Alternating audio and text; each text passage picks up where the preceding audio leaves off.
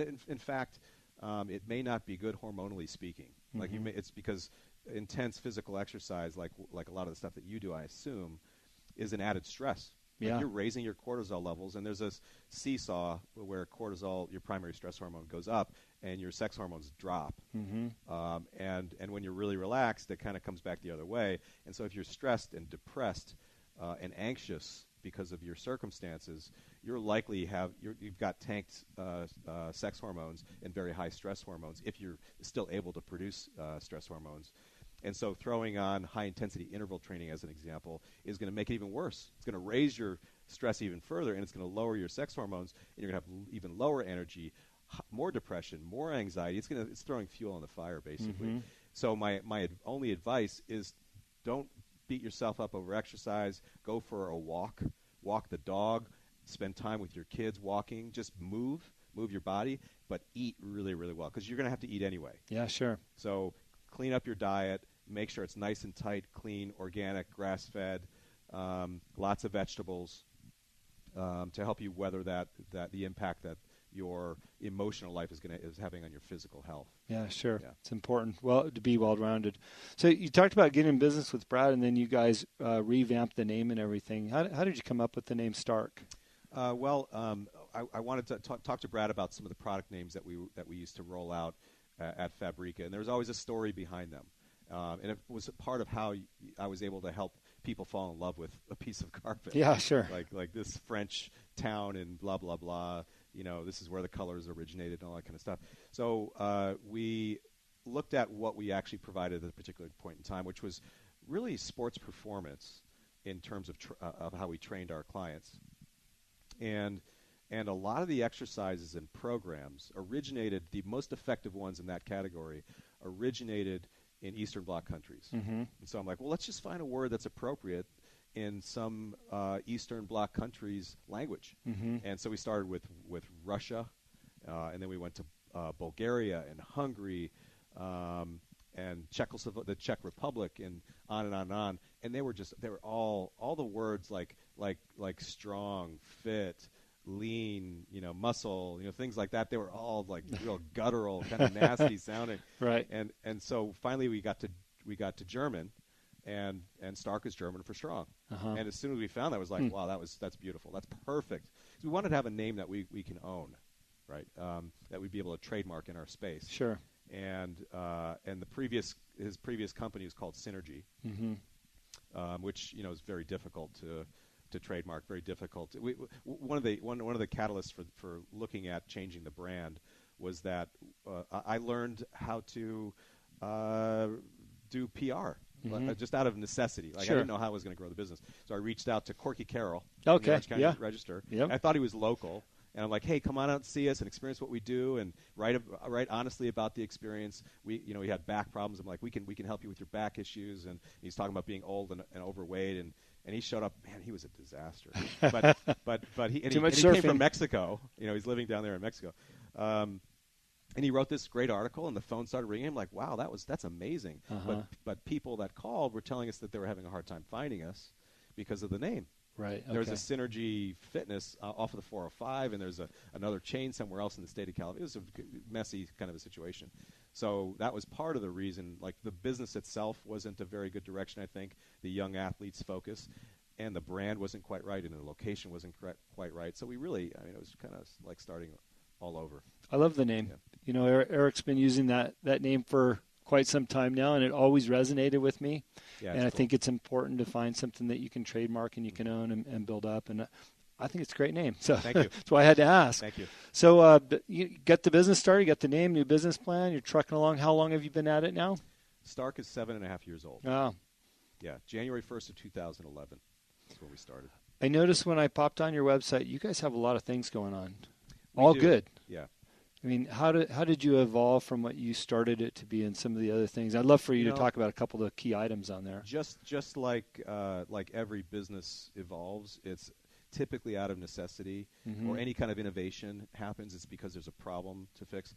And we would let's say get far from an outcome standpoint, a results standpoint, with 40% of our clientele, and 60% we would hit a wall with. And we're like, well, why the heck is that? And we integrated, got better with nutrition, and then we get a little bit further, and then we incorporated supplements, and then we get a little bit further.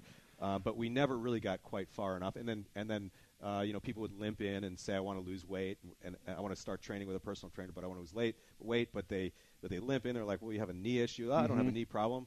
And we're like, well, how do we help them with their mobility, because exercise is movement, and they want to exercise to lose weight or to lose fat, and we're never going to be able to get them to move properly. Therefore, they won't lose weight or fat. So we've got to find a way to shore up their orthopedic health.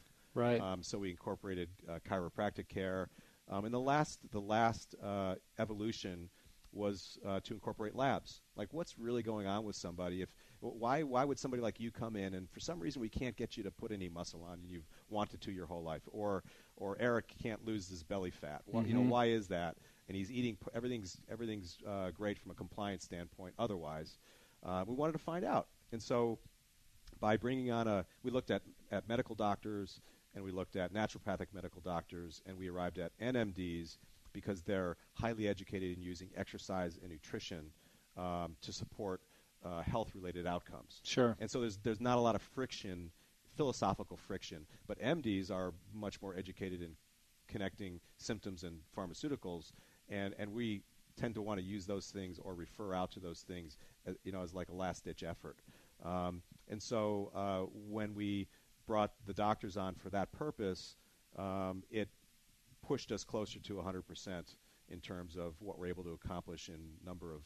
Actually, we call our clients students today, because it's an educational process. It's like getting older. You could develop a greater and greater awareness by going through our process. So by knowing what your sex hormone levels are, what your fasted glucose looks like, what your cholesterol levels look like from a long-term cardiovascular health standpoint, what are the things that we need to be concerned with you that is going to be a serious problem, maybe an event in 20 years, we know you're going to want to know about. Sure. And we can influence it. It's like compounding interest to a 20-year-old. Like, it's really valuable when you're 20, not so much when you're 60, right? And so we have the ability to influence all these things and shape your entire life as a result of identifying those and influencing them. So it started out with just like, let's help someone lose weight or lose fat more quickly than we otherwise can. And we'd identify those solutions, but it evolved into this thing where we're like, well, we can do so much more than just this. Like, we can change people's lives, we can save them, and we can enhance them. We can essentially optimize how they feel. Sure. Which is where we are today. I love that. I'm just listening to you talk. I'm thinking, how many people have to say yes walking through your doors that have said yes too, by the way, to changing their lives. Yeah. I mean, it's what you are offering over there is a complete package that most people don't realize it's available to them. I think about the mega gyms. I appreciate anybody that's willing to go out and work out and fight to be healthier. But I also worry at the same time how many people out there doing it wrong, seeing bad results, and giving up on the process too. It's got to be frustrating for you. Yeah, it is. I've got a lot of empathy around that, because I think the reason that Stark is what it is today is because I made so many mistakes over the decades prior that caused so many problems that my team is challenged with fixing. It's stress-related. I had a laundry list of health problems and orthopedic issues, all self-imposed. Cardiovascular issues, also self-imposed. I mean, I've done the genetic testing at Stark, and I don't have a lot of problems with cardiovascular health, genetically speaking, but I sure did flip those switches on. I sure did create some of that stuff. Sure. And so I'm like the test dummy. I hop in the car, we slam into the wall, I kind of flop around. Yeah. And they're like, well, his neck is a little bit off. It's yeah, a what little bit happened? to the left. Yeah, we have to make some adjustments to the car. And it's because I've just put myself through some pretty by saying yes to a lot of things. Yeah. Throwing myself into opportunities or challenges, and sometimes you come out a little bent up, and so they're straightening me out. Yeah. You mentioned the word naked earlier in the show, but I think you have a program. Stark Naked. Yeah, it's the Stark Naked Challenge. It's a philanthropically oriented competition in and among our staff and our students. This year, I think we have 2 or 3 students and another 12 or 13. 2 or 3 staff members and another 12 or 13 students. We're going to raise probably, I would guess, about $200,000 this year. We're going to celebrate the winner on, I think, June 28th is the big party. It's a Thursday, the Thursday before July 4th, whenever that is. Just in time to go party. Just in time to go party, yeah, yeah. Because people from a fitness standpoint will be falling apart at that particular. Yeah, point sure. So it's something we do every year. It actually started with the competition among our staff 4 or 5 years ago when we first did the competition, where these young guys they were all men at that particular point. They're talking about who's got the best abs or the nicest body, and finally I'm like, should we let the people decide? Right. And then our office manager said, well, let's call it stark naked, because it's literally stark, like staff, naked. I love it. That's kind of how it started. And then we started pushing forward and training. I'm like, whoa, this is going to look so cheesy. We have to do something connected to charity. Like we have to raise some money for charity. Otherwise, it's just going to be a horrible thing for our brand. And that's where the charity component kind of got rolled into it. I love it. And that's become the primary focus of this competition now, which is pretty cool. Yeah. Well, and you see there's some photos up on your website, and I mean, people look phenomenal, right? Yeah. I didn't see too many before pictures, but the afters look good. Yeah, there's some befores, and the people that have massive transformations, like they start really overweight, they'll show the before pictures. Yeah. But the vast majority of people that enter the competition, they don't necessarily enter really, really early because it's kind of a risky thing, and so they tend to be the more advanced students. And staff members that we have. Yeah. Sure.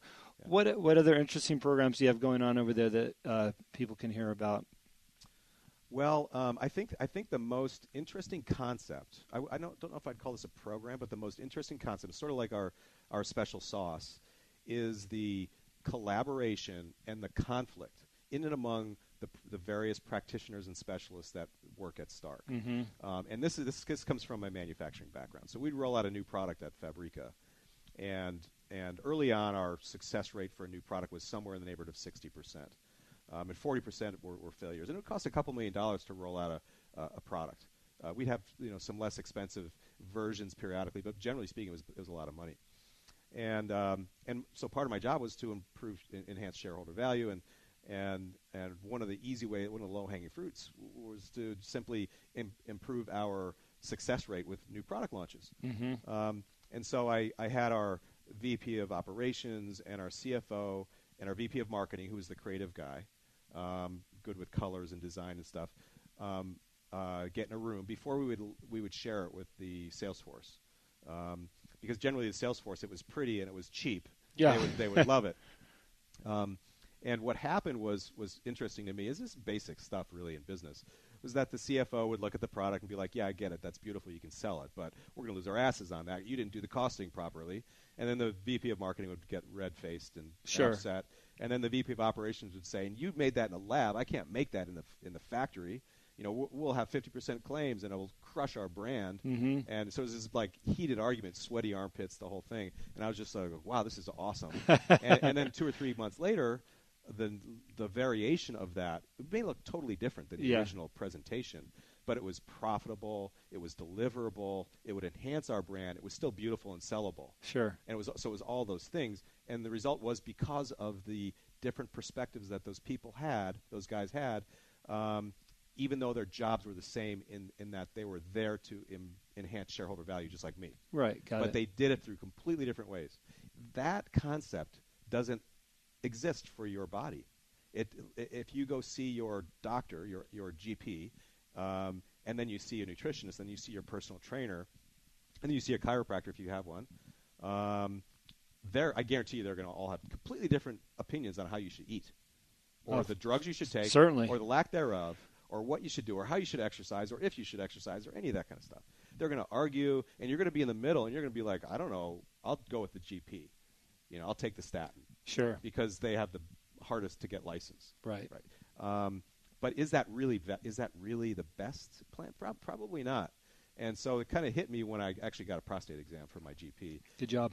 Thank you. And he was talking to me about nutrition as he was giving me this miserable, prostate exam.